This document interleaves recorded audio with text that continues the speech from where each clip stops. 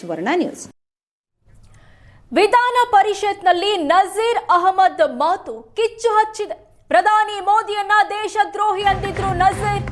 Congress MLC Nazeer ಕ್ಷಮೆ ಕೇಳುವಂತೆ BJP ಪಟ್ಟು ಹಿಡಿದಿದೆ. ನಜೀರ್ ಅಹಮದ್ ಮೊದಲು ಕ್ಷಮೆ ಕೇಳಲಿ ಅಂತ ಸಭಾಪತಿ ಹೇಳಿದ. ಕ್ಷಮೆ ಕೇಳಲಿ, ಆಮೇಲೆ ಮುಂದಿನ ತೀರ್ಮಾನ ಅಂತ ಸಭಾಪತಿ ಹೊರಟ್ಟಿ ವಿಷಾದ ವ್ಯಕ್ತಪಡಿಸಿದ. ನಜೀರ್ ಅಹಮದ್ ಕ್ಷಮೆ ಕೇಳುವಂತೆ ವಿಧಾನ ಪರಿಷತ್ನಲ್ಲಿ ಪಟ್ಟು ಹಿಡಿಯಲಾಗಿದೆ ಬಿಜೆಪಿಯಿಂದ.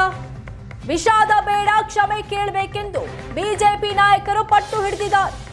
ನನ್ನ ಮಾತಿನಿಂದ ನೋವಾಗಿದ್ರೆ ವಿಷಾದ ವ್ಯಕ್ತಪಡಿಸುತ್ತೇನೆ ಅಂತ ನಜೀರ್ ತಿಳಿಸಿದ್ದಾರೆ.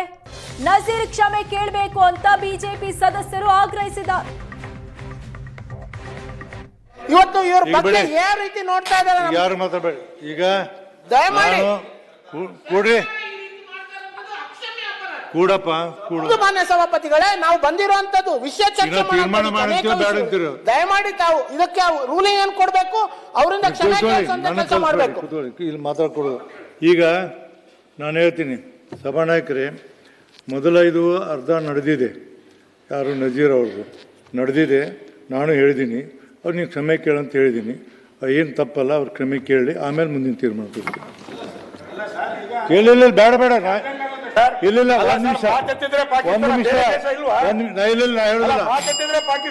ನಿಮಿಷ ಆಮೇಲೆ ನಾನು ಹೇಳ್ತೀನಿ ಕೇಳಿ. ಆಮೇಲೆ ಈಗ ಈ ಸದನಕ್ಕೆ ಸಾಕಷ್ಟು ಈ ಇಶ್ಯೂ ಬಗ್ಗೆ ಚರ್ಚೆಯನ್ನು ಮಾಡಿದ್ದೀವಿ. ಒಂದು ಕಡೆ ನಮ್ಮ ರಾಷ್ಟ್ರದ ಪ್ರಧಾನಮಂತ್ರಿಗಳು, ವಿಶ್ವಗುರು, ಇಡೀ ರಾಷ್ಟ್ರ ಜಗತ್ತಿಗೆ ಒಂಥರ ಮಾದರಿ ಅಂತ ಹೇಳಿದ್ದೆಲ್ಲ ನಾವು ನೋಡಿದ್ದೀವಿ. ಮತ್ತು ಅದರ ಜೊತೆಗೆ ಅವರೇ ಹೇಳ್ಕೊತಿರ್ತಕ್ಕಂಥದ್ದು ನನಗೆ ಬಯಾಲಜಿಕಲ್ ಅವತಾರು, ಅದು ಸಹ ನಾವು ನೋಡಿದ್ದೀವಿ. ಇದನ್ನೆಲ್ಲ ನೋಡಿ ಇಷ್ಟೆಲ್ಲ ಇದ್ದರೂ ಸಹ ಇವತ್ತಿನ ದಿವಸ ರಾಷ್ಟ್ರದಲ್ಲಿ ಸಾಕಷ್ಟು ಇಶ್ಯೂಗಳ ಬಗ್ಗೆ ಚರ್ಚೆನೂ ನಡೀತಾ ಇದೆ. ಎಲ್ಲೋ ಒಂದು ಕಡೆ ನನ್ನ ಮನಸ್ಸಿಗೂ ಆ ರೀತಿ ಬಂತು.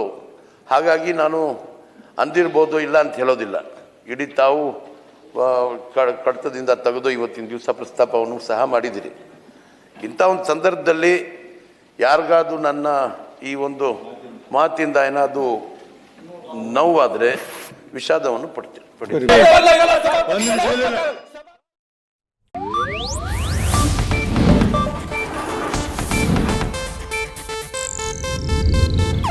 ಇದು ಏಷ್ಯಾನೆಟ್ ನ್ಯೂಸ್ ನೆಟ್ವರ್ಕ್ ಪ್ರಸ್ತುತಿ.